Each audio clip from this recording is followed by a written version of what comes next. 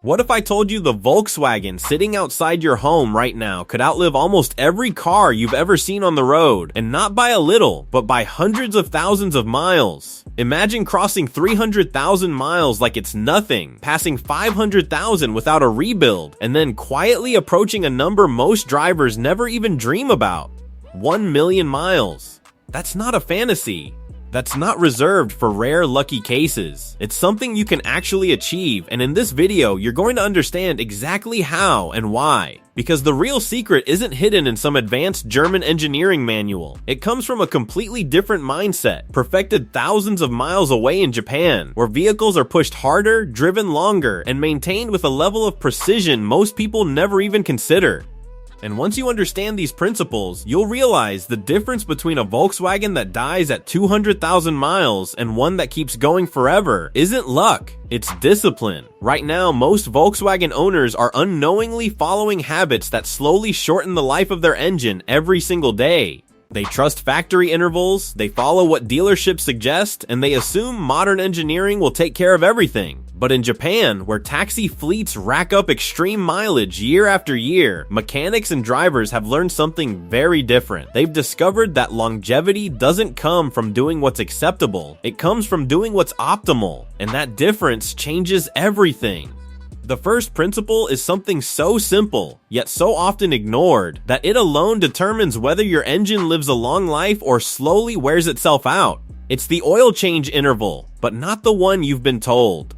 Most manufacturers, including Volkswagen, suggest long intervals, sometimes up to 10,000 miles. On paper, that sounds efficient, it sounds modern, but in reality, it's pushing the oil to its absolute limit. Japanese mechanics see this completely differently. Their philosophy, rooted in the idea of avoiding waste before it happens, treats oil as the lifeline of the engine, not just a fluid you replace when it's used up. They change conventional oil every 3,000 miles, without exception. Synthetic oil gets slightly more room, but never beyond 5,000 miles, and this isn't guesswork. It's based on years of observation across vehicles that have accumulated millions of miles. Because oil doesn't suddenly fail at 10,000 miles. It gradually loses its ability to protect, clean, and cool long before that. By the time you reach those higher intervals, the oil is still there, still moving, but it's no longer doing its job effectively. Tiny metal particles, carbon residue, and contaminants start circulating freely, wearing down internal components in ways you won't notice until it's too late. And there's another layer to this that most people never think about. It's not just when you change the oil, it's how you do it. Japanese mechanics never drain oil from a cold engine. They always warm it up first.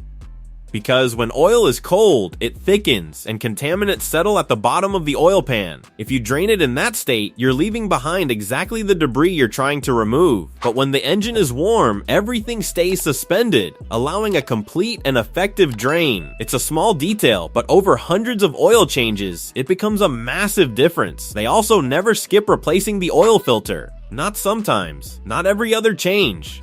Every single time, because once that filter starts to clog, it stops filtering altogether, allowing dirty oil to circulate through the engine. At that point, the entire system is compromised, and the damage begins quietly. Then comes something even more critical, something that happens every single time you start your car, yet almost nobody pays attention to it. The first few minutes after a cold start. This is when your engine is at its most vulnerable. Overnight, oil drains down into the pan, leaving critical components with minimal lubrication. When you start the engine, it takes time for oil pressure to build and reach every moving part. Most people start the car and drive immediately. Some even rev the engine, thinking they're helping it warm up faster. But in reality, they're accelerating wear during the most sensitive moment of operation. Japanese drivers follow a strict routine. Start the engine and let it idle for exactly 60 seconds. No throttle, no movement, just let the oil circulate and stabilize. After that, driving begins, but with strict limits. For the first 10 minutes, engine speed stays below 2,500 RPM. No aggressive acceleration, no sudden demands. This allows the engine to warm up gradually, ensuring all components expand evenly and reach their proper tolerances.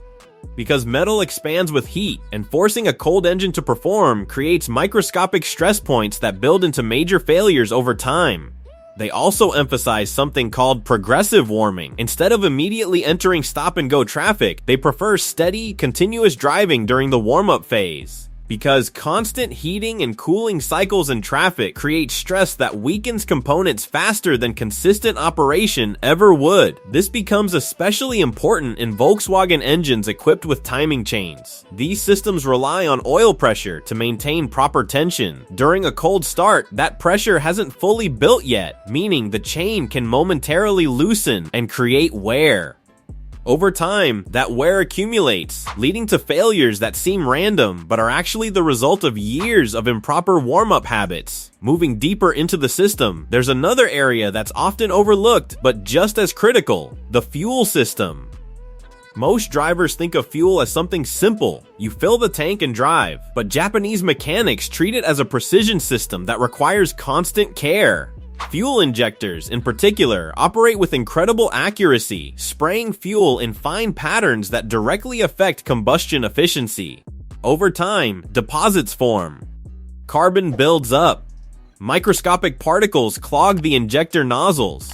And when that happens, the spray pattern changes. Combustion becomes uneven, leading to incomplete burning, which creates even more deposits. It's a cycle that gradually reduces performance and increases wear. The solution is surprisingly consistent. With every single tank of fuel, a high-quality cleaner is added. Not occasionally, not when problems appear, every time. And there's a method to it.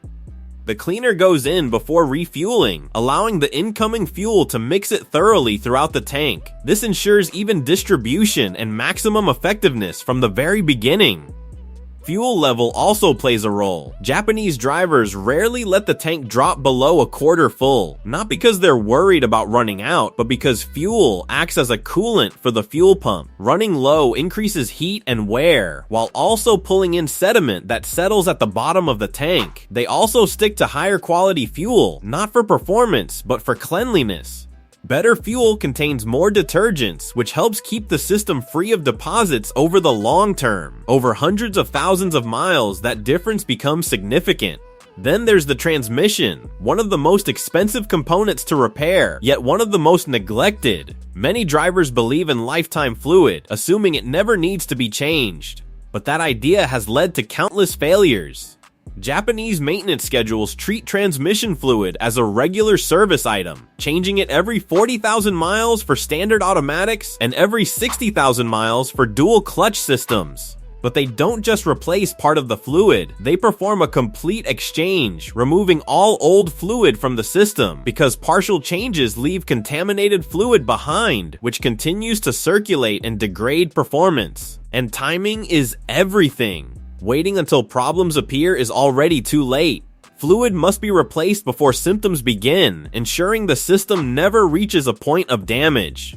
The cooling system receives the same level of attention. Coolant isn't just about temperature. It protects against corrosion, lubricates components, and maintains internal balance. Over time, these properties degrade. Japanese fleets replace coolant every 30,000 miles, fully flushing the system to remove all old fluid before adding new.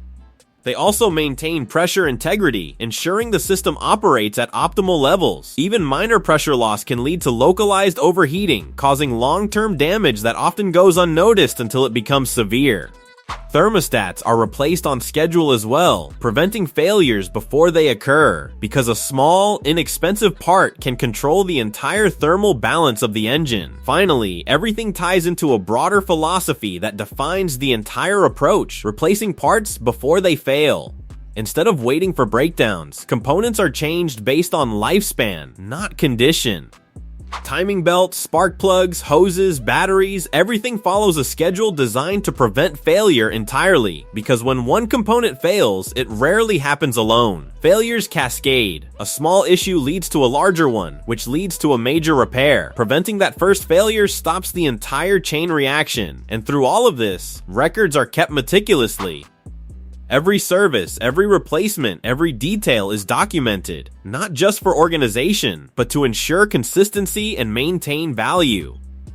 When you step back and look at it all together, you start to see the pattern. These aren't complicated techniques. They're simple, repeatable habits executed with precision and consistency. And that's what separates ordinary vehicles from extraordinary ones. Your Volkswagen already has the engineering to go the distance. What determines whether it actually does is how you treat it every single day. Follow average habits and you'll get average results. But apply these principles with discipline and you unlock a completely different level of longevity. The million-mile Volkswagen isn't a myth. It's the natural outcome of doing things the right way, every time.